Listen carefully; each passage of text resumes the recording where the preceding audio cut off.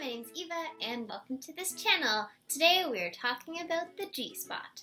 If you've never heard of the G-spot before, it is a hallowed place in the vagina, which is supposedly can lead to mind-blowing orgasms, potential squirting, and just a bunch of fun stuff.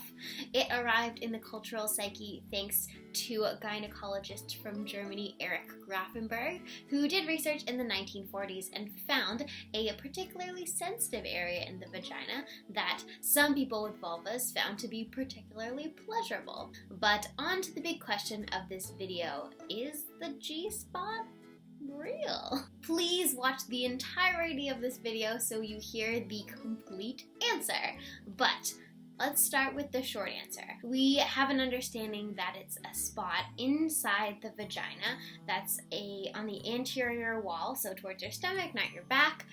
That's about 5 to 8 centimeters up from the opening, and you can stimulate it by making a come hither motion with your hands, using toys that are angled or certain penetrative positions. There is still debate among scientists about what it's made of. Some people think that it is you're stimulating the urethral sponge, which is the tissue around the urethra. Some people that think that you're stimulating the internal clitoris. Some people find it super pleasurable. Some people, if you stimulate it, it feels like they have to pee. Some people kind of find it uncomfortable to be stimulated, and some people can squirt from it. So this is the crux of the matter.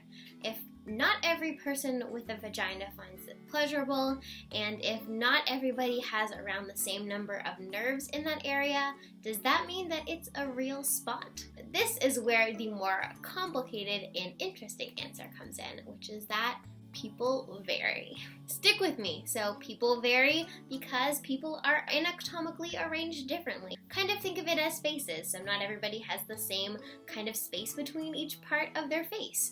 But when that translates to reproductive anatomy, a little can make a big difference. If something's moved, stimulating it might not feel as good as somebody else. So if things are as simple as just people vary, then why do you hear scientists and doctors saying that the G-spot doesn't exist? Well, for one, there's a whole bunch of scientific reasons related to scientific methodology that people are using. I'm not going to talk about all of that in this video. The awesome human Emily Nagoski wrote a huge blog post about this, which I will link below. And if you're interested in learning more about specific studies, I would absolutely recommend you check it out.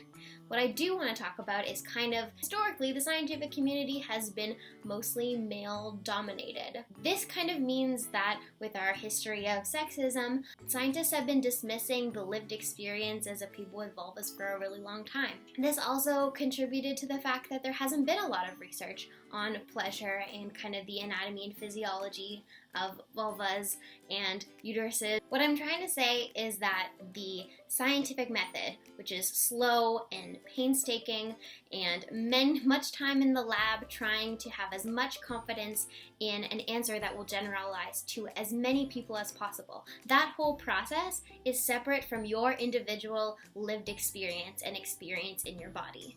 While science can absolutely help us shed light on our experience and understand the world better, it should not and cannot dictate your own truth about your body. So here's what I want you to take away from this video.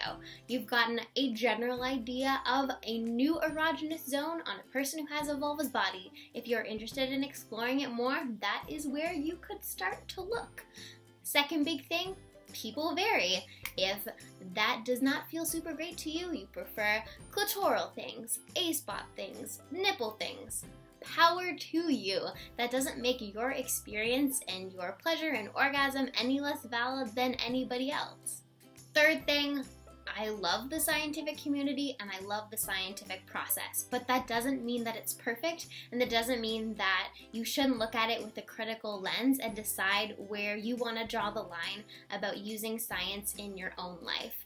And absolutely there should be more women, more non-binary people, more trans people that are doing science and making sure that it's being held to a higher non-misogynistic standard so that we can learn more about people's bodies in a way that holds space and is respectful of people's lived experiences. So if you are one of those people and want to get involved with science, please let me know, and I will link a whole bunch of links in the description to learning more, because we absolutely need you to keep making science better. That's all for me today. My name is Eva. I make videos here on What's My Body Doing.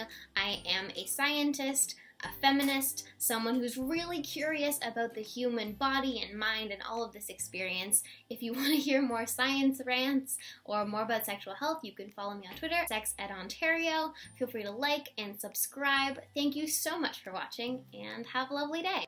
One last thing, so I'm doing my first ever live stream. I'm doing it on Instagram to share a special announcement that I have. So this is happening Thursday, August 3rd at 7 p.m. Eastern Standard Time, and my Instagram is What's My Body Doing, so please come out, hang out, I'm answering some questions, have a little chat. It's gonna be a great time.